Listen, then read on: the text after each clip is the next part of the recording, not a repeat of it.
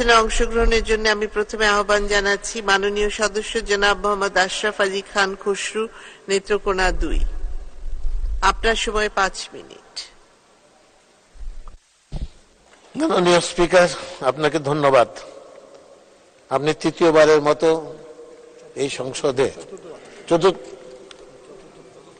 চতুর্থবারের মতো আপনি সংসদে স্পিকার নির্বাচিত হওয়ায় আমি আপনাকে শুভেচ্ছা জানাই, আন্তরিক ধন্যবাদ জানাই। আমি ধন্যবাদ জানাই মহামান্য রাষ্ট্রপতিকে।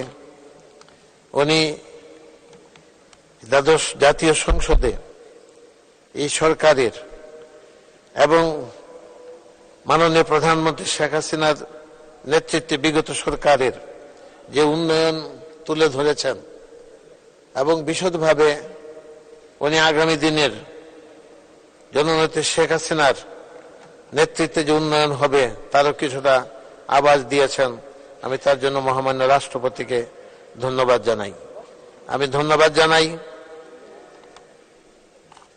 মাননীয় চিফ হুইপ জনাব চিফ হুইপ সাহেবকে, যে উনি আজকে এই সংসদে আজকে রাষ্ট্রপতির ভাষণের ধন্যবাদ প্রস্তাব উত্থাপন করার জন্য।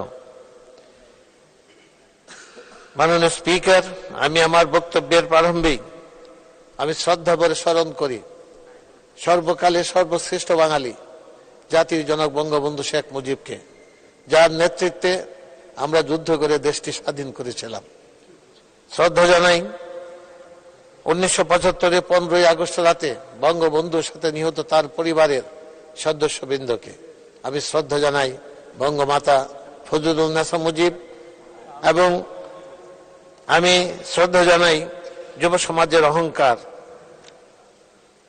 শেখ কামাল, ক্যাপ্টেন শেখ জামাল ও শিশুপুত্র রাসেলকে।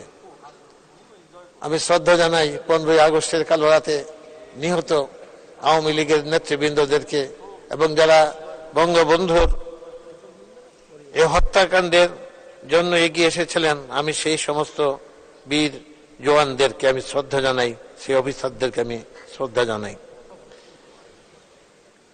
আমি শ্রদ্ধা জানাই কারা অন্তরালে বঙ্গবন্ধুর অবর্তমানে বিপ্লবী সরকারের নেতৃত্ব দানকারী অস্থায়ী রাষ্ট্রপতি সৈয়দ নজরুল ইসলাম, প্রধানমন্ত্রী তাজউদ্দিন আহমদ, ক্যাপ্টেন মনসুর আলী ও কামরুজ্জামান সাহেবকে। আমি শ্রদ্ধা জানাই 1971 রণাঙ্গনে আমার সাথী সেই মুক্তিযোদ্ধা ভাইদেরকে, যারা বুকে রক্ত দিয়ে এদেশকে স্বাধীন করেছেন এবং একটি জাতীয় পতাকা এদেশের জন্য প্রতিষ্ঠিত করে গেছেন। উপস্থিত আমার ভাইয়েরা, আজকের এই বাংলাদেশ, যে বাংলাদেশ আজকে দ্রুত গতিতে উন্নয়নের দিকে এগিয়ে চলেছে, এর স্বপ্ন দেখেছিলেন জাতির জনক বঙ্গবন্ধু শেখ মুজিব। তারই ধারাবাহিকতায় আজকে তারই কন্যা, আজকে বাংলাদেশ আওয়ামী লীগের সভাপতি, আজকে প্রধানমন্ত্রী জননেত্রী শেখ হাসিনার নেতৃত্বে আজকে বাংলাদেশ আজকে উন্নয়নের সড়কে এগিয়ে চলেছে। তারই ঐকান্তিক প্রচেষ্টা বিশ্ব ব্যাংকের সাথে চ্যালেঞ্জ করে আমাদের নিজস্ব অর্থায়নে আজকে উনি স্থাপিত করেছেন এই স্বপ্নের পদ্মা সেতু, আজকে মেট্রো রেল, আজকে এলিভেটেড এক্সপ্রেসওয়ে, রূপপুর পারমাণবিক বিদ্যুৎ কেন্দ্র, যা পাকিস্তান আমলে সে জায়গা অধিগ্রহণ করেছিল পারমাণবিক কেন্দ্র গড়ে তোলার জন্য, কিন্তু কেউ পারেনি। আজকে জননেত্রী শেখ হাসিনার নেতৃত্বেই আজকে পারমাণবিক সেই বিদ্যুৎ কেন্দ্র স্থাপিত হতে চলেছে। আজকে চট্টগ্রামের কর্ণফুলী নদীতে বঙ্গবন্ধু টার্মিনাল, শাহজালাল আন্তর্জাতিক বিমানবন্দরের 3য় টার্মিনাল, চট্টগ্রাম থেকে কক্সবাজার 128 কিলোমিটার রেলপথ আজকে স্থাপন করেছেন এবং এটি একটি যুগান্তকারী সিদ্ধান্ত। কারণ পর্যটকরা এসে চট্টগ্রাম থেকে কক্সবাজার যাওয়ার জন্য যে বিড়ম্বনার পড়তো, আজকে সেটা আর থাকবে না। তারা আজকে খুব সহজেই আজকে কক্সবাজার পৌঁছতে পারবেন এবং এতে আমাদের জাতীয় আয়ও অনেক বেড়ে যাবে। গভীর সমুদ্র বন্দর আজকে এবং এই যে সামাজিক নিরাপত্তা খাতে আজকে বয়স্ক ভাতা, আজকে প্রতিবন্ধী ভাতা, আজকে মুক্তিযোদ্ধাদের ভাতা, আজকে মাতৃত্বকালীন ভাতা, এমনি প্রকার অনেক ভাতা দিয়ে আজকে দেশের মানুষকে উনি আজকে যে বাঁচার যে তাগিদ সেইটা আজকে উনি প্রতিষ্ঠিত করেছেন এবং উনি তাদেরকে সাহায্য করায় আজকে দেশের মানুষ আজকে জাতির জনক বঙ্গবন্ধুর কন্যা প্রধানমন্ত্রী শেখ হাসিনার কাছে আজকে কৃতজ্ঞতা জানায়। আমি আমার কথা বাড়াবো না, আমি আমার এলাকার 2 মিনিট শেষ করতে চাই। নেত্রকোনায় স্থাপিত করেছেন শেখ হাসিনা বাংলাদেশের একটি বৃহত্তম বিশ্ববিদ্যালয়, শেখ হাসিনা বিশ্ববিদ্যালয়, কিন্তু তার কাজের গতি খুব ধীর গতিতে চলেছে। আমরা আশা করব এবং দাবি করব শিক্ষা মন্ত্রণালয়ের কাছে এর গতি আরো ত্বরান্বিত করে এটা এখন টেকনিক্যাল ট্রেনিং ইনস্টিটিউটে আজকে অস্থায়ী ক্যাম্পাসে আজকে বিশ্ববিদ্যালয়ের আজকে কাজ চলছে, সেটাকে বিশ্ববিদ্যালয়ে যে অবকাঠামো স্থাপন করে সেটাকে স্থানান্তরিত করা, নেত্রকোনা মেডিকেল কলেজের অবকাঠামো দ্রুততার সাথে আজকে স্থাপন করা, এবং আজকে নেত্রকোনার জন্য মানুষের দাবি নেত্রকোনা কোনো পাবলিক হল নেই, সেখানে কোনো মিটিং, কোনো সাংস্কৃতিক অনুষ্ঠান কিংবা কোনো সম্মেলন করার মতো কোনো স্থান নাই।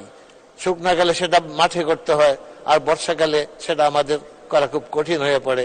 কাজে আমি একটি পাবলিক হল এখানে স্থাপন করার জন্য আমি জোর দাবি জানাচ্ছি, এবং শিশুদের জন্য একটি শিশু পার্ক নেত্রকোনা স্থাপন করা একান্ত প্রয়োজন। শিশুদের বিনোদনের জন্য কোনো কিছুই নেই এবং এটাতে শিশুরা বিপদগামী হয়ে যায়। আমি একটি শিশু পার্ক স্থাপনের জন্য আমি জোর দাবি জানাচ্ছি। নেত্রকোনা মগরা নদী খনন অতি জরুরি এবং কংস নদীর উত্তর পারে বাঁধ নির্মাণ একান্ত প্রয়োজন, কারণ পাহাড়ি ঢল আসলে সেই উত্তরের সাইডের সমস্ত ফসল ধ্বংস হয়ে যায়, এবং সেটা একান্ত ভাবে আমি দাবি করব যে কংস নদীর উত্তর পারে বাঁধ নির্মাণের জন্য। আমি আমার কথা বৃদ্ধি না করে আমি আজকে রাষ্ট্রপতিকে ধন্যবাদ জানিয়ে আজ তার ভাষণের জন্য এবং সবাইকে ধন্যবাদ জানিয়ে আমি আমার বক্তব্য শেষ করছি। জয় বাংলা, জয় বঙ্গবন্ধু। ধন্যবাদ মাননীয় সদস্য।